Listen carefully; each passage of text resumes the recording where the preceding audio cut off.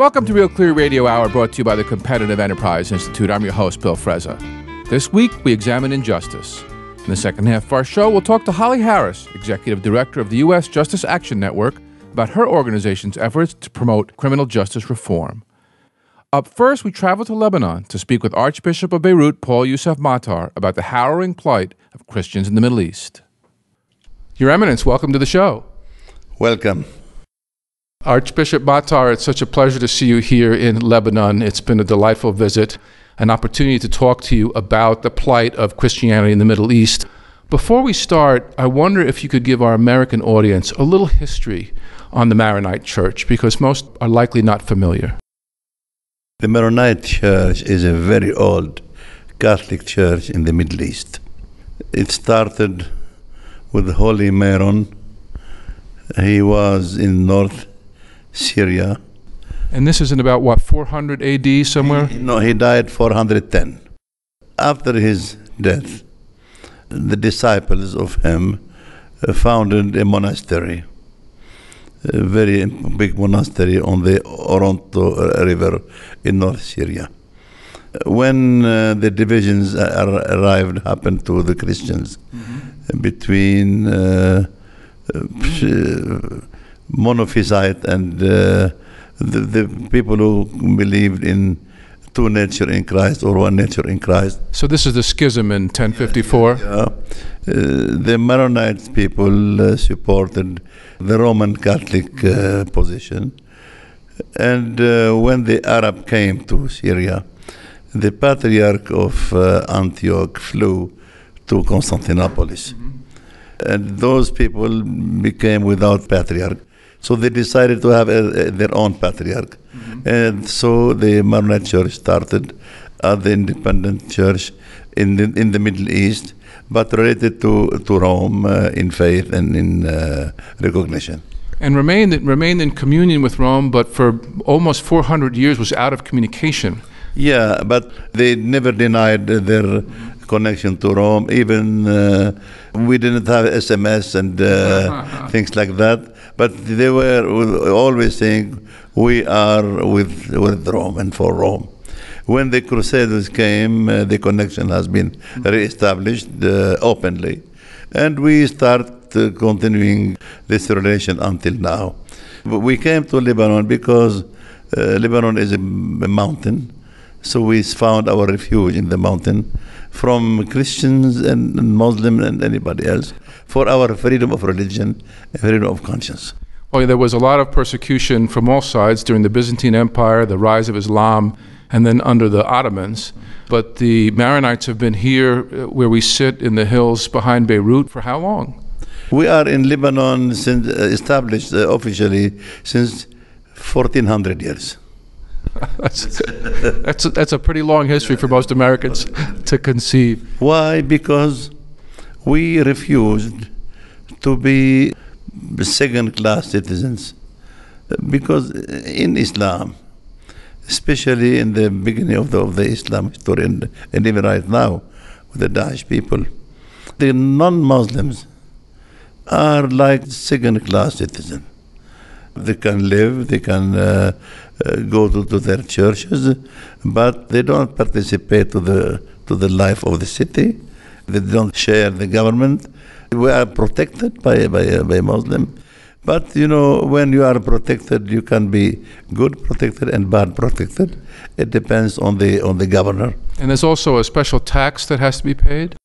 Yes, during the Ottoman Empire, we used to pay taxes because we didn't want to go to the war, especially. And so we pay taxes for that to be free. But we tried to have our freedom of religion, to protect our religion, protect our free liberty, and as a citizen. And that's why we succeed, with God's will, to build this country called Lebanon, not only for Christian, but all for denomination, on base of freedom for all, equality for all, and freedom of religion for all. Now, Lebanon has a unique, what they call a multi-confessional government structure. I believe there are 18 recognized religions, many Christian, many Muslim. But Lebanon did go through a terrible civil war. I assume you were here during that time. Tell us a little bit about how you maintained your faith and how you recovered after the civil war was finished. This civil war is not only a civil war. It started with the PLO. It means Arafat people. They tried to create their base in Lebanon to make resistance against Israel from our own territory. And we told them, you are here seeking refuge, you don't have the right to, we have to do the war and the peace. And things started like that. And they tried to divide Muslim and Christians. Maybe now Muslim and Christian regret to go to this project, the division. But the Muslim had some reclamation about the power to share more with the Christians. And so we didn't refuse each other. We didn't want each other to be expelled from Lebanon.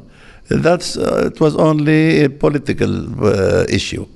Who is the governing, how to govern the participation of the Muslim and the Christian. That's why there were no problem for living together between Christian and Muslim. The problem was also a political problem. We tried to find a solution by accommodating our system of government. Well, it's been an ongoing experiment in sharing power, but it's been made so much more difficult by the turmoil in the Middle East, in particular the Syrian crisis and the millions of refugees that have flooded into Lebanon, really straining every part of the system. Perhaps you can give us a little broad perspective of how you see events in the region unfolding and really the humanitarian disaster that we're facing. The problem is this. The new Islamic power called Daesh, who are they? What do they want? They want to bring the Islam and the whole Middle East to dark ages, to refuse the others, the Shia, the Druze, the Christians, to reduce people to their own point of view. It's a problem against the culture, the civilization. And you see the way how they kill people. And we say it's a cultural problem, not only a political problem. And we would like the whole world to consider the situation like that. We don't understand the reaction of the Western world was not enough strong to refuse the Christian to be killed and to be chassed from their own territory. They didn't participate to the war. For example, in a city like Mosul, the Nineveh plain, those people, peaceful people, they told them, go out, and then that's it. Europe and America were reacting much more during the Kosovo problem. They protect Muslims there from Orthodox people, and the whole Europe, the America were really involved in this to make peace and to let the Muslim live in freedom. We would like to see the same situation, the same reaction here in the Middle East. Why do you feel that there's been such a weak response to the march of Daesh, or what we call ISIS? I don't know. President Obama said we are going to finish with those people. 2 weeks after, he said it will take 3 years. It's too much, 3 years. Can you imagine what they can do in 3 years? Why 3 years? We don't understand what's happening. And I understand that the Americans don't want anymore, maybe send their troops here, and it's internal problem in America. But the battle of freedom of liberty is won in the whole world. Against Adolf Hitler, it was a freedom for the whole world, and everybody participated to that. This Daesh is more dangerous than Adolf Hitler himself, because they say we are the best, we have to kill anybody who is against us. What difference between Nazi people and those people? So, Archbishop Matar, the Christians have been living in the Middle East, in Syria, and in Iraq for quite some time as a minority. And to find safety, they have often accommodated themselves to the dictator. They allowed themselves to be protected by Saddam Hussein, and they allowed themselves to be protected by Bashar al-Assad. Has this been a mistake? Is this blowing up in their face now that Daesh is on the march? You have to distinguish between the Christians of Lebanon and the Christians of Iraq and Syria. In Lebanon, we have the tradition to react. We are strong enough, we are numerous enough. We have our liberty, our freedom, we have our country, so we can express ourselves. And protect yourselves. Protect ourselves. But when you consider the Christians in Iraq, they are about how much percent? Maybe 8%. What can they do against Saddam Hussein, against other people? They were always accepting the rules of the Ottomans or the Arabs, trying to do their best to create schools, to create better conditions for the whole people. This was where their participation to the social life in their countries. But what could they didn't choose Saddam Hussein? They didn't choose Bashar al-Assad. They didn't. They are small people. This is the small minorities. You cannot judge them like a citizen from New York or from refusing. Really, they are poor people. To show their refusal for that, you see the number of those people who left the country. Yeah, I know the diaspora has been enormous. It's a position. They leave the country not because they are happy, but they leave because they are unhappy. They don't have chance. They don't have liberty. That's why they left the country. Well, I've been reading about one city, one of the last cities on earth where ancient Aramaic was still spoken as a native language, the same language that Jesus spoke. That appears to be gone now. Yeah, no, not totally. Maybe we still have about 300,000 people, Christian, 350 in Iraq. Most of them are in North Iraq, in Erbil. Some are continuing to live in Baghdad. In Syria, we have in Aleppo, but they are dying in Aleppo. Every single day they are dying because they are now in this section of the Bashar al-Assad. And if they will be killed, and nobody is caring about those people. What about the international community, the UN? Are there other forces that should be taking a hand to at least provide some help for the refugees? Absent, totally absent. They are dealing only with the situation by Mercy Corps, by the humanitarian, not as a human being having the rights to live, to be free. The national community is really abandoning our people. Is there enough international aid, at least coming into Lebanon, to support the refugees? Do you think it's the solution? I received yesterday a man coming from Erbil. Ain Kawa is a locality near Erbil with 50,000 Christians. The refugees there, they gave them little houses, prefabricated, 40 meters. There are 3-4 families in this small house, in each house. They are waiting for Daesh to be put out from their country. What for? You give them bread. You give them back their houses. This is the problem.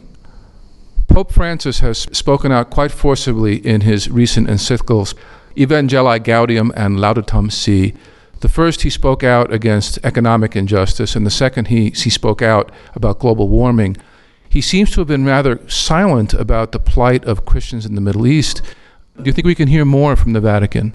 He's not silent at all. He speaks about Christians, they are killed in the world, they are persecuted in the whole world, and he was saying every week, every Sunday speaking about the Christian. But who is hearing that? I don't know. Who is hearing that? The Security Council, they don't have any one decision about the Iraq until now. They are responsible of peace in the world, international peace. What are they doing? The Security Council, nothing. What responsibility do the other Arab nations have to solve the problem? The Arab nations are passing a very, very bad situation after this Arab Spring. Look at Egypt. They have their own problem. Libya, Iraq. It's a pity. The Arab are nothing now. Saudi Arabia is trying to do something, but they are going to Yemen now. They don't know if it's the good solution to make the war there. They have to maybe create some dialogue with the Iranians. And I think the Americans should push in that direction. Let Shia and Sunni dialogue among themselves. How big a role does the ancient animosities between the Shia and the Sunni play in the breakdown? It's animosity is in the theological animosity. It's like Protestant and Catholic. There were bad times between Catholic and Protestant in Saint Barthélemy in France, but most of time, since 500 years, we live together. We accept each other, even if we don't have the same perspective about Christ, Church, but we don't argue. We don't kill each other. The Shia and Sunni have a problem since the beginning, but they were not killing themselves every day. So now this animosity is growing up, and we don't want the whole world to take advantage of that. Let the Sunni and Shia make the war among themselves, so we can finish with the extremists from both sides, and we can be in good life after that. It's not moral. It's not moral when you build your happiness on the death of others. And I think it's a lack of morality in the whole world now. Christianity went through its Reformation, its Counter-Reformation, and eventually the Enlightenment to bring us to modern world. Do you have hope that the Arab world and Islam can experience something similar? We're working for that.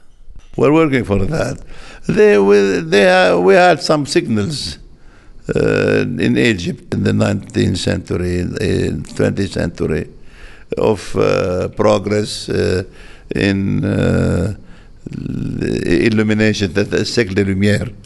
In Turkey, it has been some experience. In Tunisia, they have something, but the best situation has been in Lebanon. That's why we believe that Lebanon can be a good example for all the Arabs, Muslim and Christian, to bring those Arabs to dialogue and to accept each other. It's a matter of time. We have had our enlightenment. The Arab didn't have that until now. That's why some of them, most of them, are in middle age somehow. Lebanon is such a beautiful country. I visit once a year. The climate, the people, the food, the culture, there's so much to be said for it. It should be a paradise. What can the international community do to help Lebanon and create an example here for the Arab world on how the various sects and religions can live together? I give you an example. Why the American university, the most important American university, is in Beirut, not in Tehran, for example, not in Afghanistan? You're talking about AUB. Why in Lebanon? Because we have been the territory of freedom, and we paid blood for that. So you take advantage of our loot for life and for because this country has been a country of humanity, of acceptance of each other, of living together. I think the Syrian solution would be like that. It's a majority of Sunni people, but you have Alawite, you have Druze, you have Christian. What can you do with those people? They have to create a political situation. I don't care about the majority and where everybody can be safe and can express himself. In Iraq, it's the same thing. Unless you decide to put the Shia in one corner, the Sunni in another corner, the Druze in another. It's not life. America is not doing like that. In America, I like America because the Muslim there, they have their rights. The Christian, they have rights. And you have one America. Everybody is loving the country. They say, I'm proud being American. You succeed. Something very important. So don't export guns only to the world, but export your spirit of respect of human beings. And you can do many things. Maybe your people, they don't care so much about outside because they have everything inside. They don't know about the world. They should know more and be more involved. Yeah, I think if we can get out more and see more, we might be able to provide more help. Bishop Matar, Archbishop Matar, thank you so much for coming on the show. Welcome. Thank you very much for coming. God bless you. That was Archbishop of Beirut, Paul Youssef Matar, here on Real Clear Radio Hour, brought to you by the Competitive Enterprise Institute. I'm your host, Bill Frezza. You can check out Real Clear Radio on Facebook or follow us on Twitter at Real Clear Frezza. And stop by RealClearMarkets.com, my go-to place for diverse views on political economics. Real Clear Radio Hour is a not-for-profit, donor-supported program. Please stop by RealClearRadio.org and hit the donate button or contact us to become a corporate supporter. Ahead, we'll speak with Holly Harris, Executive Director of the U.S. Justice Action Network, about her organization's efforts to promote criminal justice reform. Stay tuned.